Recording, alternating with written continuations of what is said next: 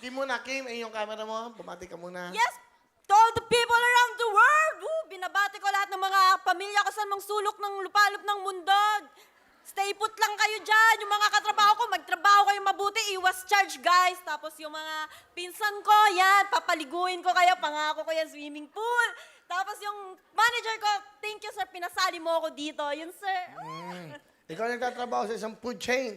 Sa ano, sir? Will, sa restaurant po. Ako isang waiter, waitress, kahera. Yan po. Kompleto. Kompleto multitasking, sir. Minsan nagmamap. Nag-aaral. Ngayon, nakapagtapos na po ako ng kursong Hotel and Restaurant Services. 2 years po sa Merida Queen, sir. Malapit sa amin. Palapakan nyo, nakapagtapos kahit 2 years yan, di ba? 2 years, yes. Okay. Ikaw ba, dalaga? Dalaga ako, sir. Wala akong boyfriends. I'm single. Pero nagkaroon ako ng boyfriend before, dalawa po. Okay. Ba't wala kang boyfriend ngayon? Ngayon, sir, natatakot na po kasi akong makipagrelasyon. Ako, ang daming manlolokong lalaki sa mundo. Sana mawala na kayo, Daddy. Yan. Mukha ba manloloko yan? Mukhang napakabait. Mukhang napakabait yan eh. Oh? Bigyan mo na ng jacket yan. Mga ganyan tsura, binibigyan yan. Bigyan mo ng regalo. Nandiyan lahat. Yan, bigyan mo. Ayo. Asan? Yan, gwapo eh. Kumukha ni Chupakit. Oh, di ba? Yan, may regalo tayo sa mga ganyan. Okay. Kim, Yes. sino kasama? Will, kasama ko ang, pinapakilala ko ang maganda kong mama, ang pogi kong tatay, Nanay G and Tatay Sam. Okay, Nanay Tatay. Nanay G, welcome po. Hello, Kuya Will! Ang gwapo-gwapo mo! Ngayon na kita nakita! Akala ko sa TV lang! Ngayon sa personal na!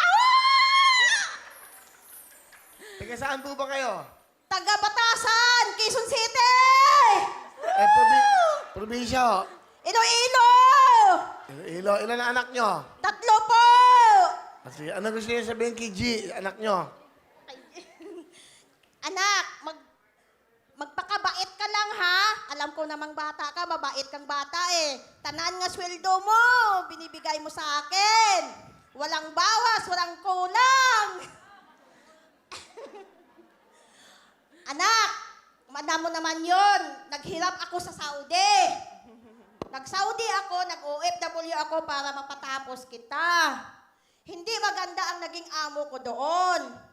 Pero tiniis ko, anak, para lang mapaaral kita.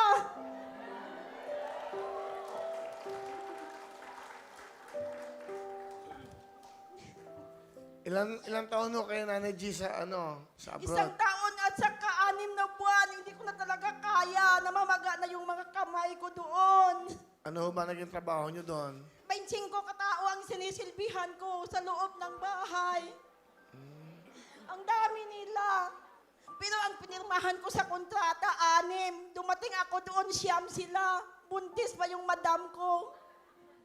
Tapos ang sweldo ko, 3 buwan bago ibigay. Kailangan ng anak ko ibayad sa tuition. Hindi ko mapapadala. Hindi nila binibigay agad.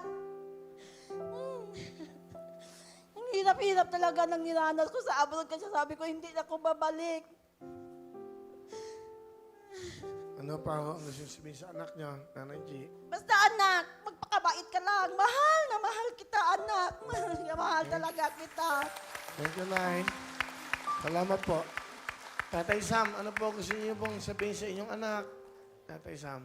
Nini, alam mo naman nga simula maliit ka pa hanggang ngayon ay mahal na kita, anak. Huwag kang magwala ng pag-asa na magkaroon tayo ng bahay dahil naghahanap buhay man tayo. Salamat, anak. Mahal na mahal kita, anak. Salamat po. Ano gusto mo sabihin sa mga magulang mo? Mapa, thank you po sa lahat ng mga sakripisyo nyo para sa akin.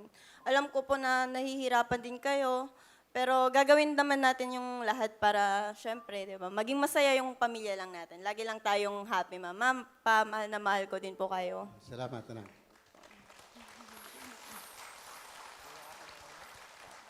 Kaya mo to. Bigyan mo ng jacket si nanay si tatay para may souvenir tayo. Okay. Palapakan natin si Tatay Sam at si Nanay G. Thank you po Okay. rin. Anong talent, Kim? Kakantawin. Pakinggan po natin. Pretty Service Crew na si Kim. Nobela. Thank you very much, Kim. Okay. Okay, meron kang 10,000! Thank you so much. Okay, sige.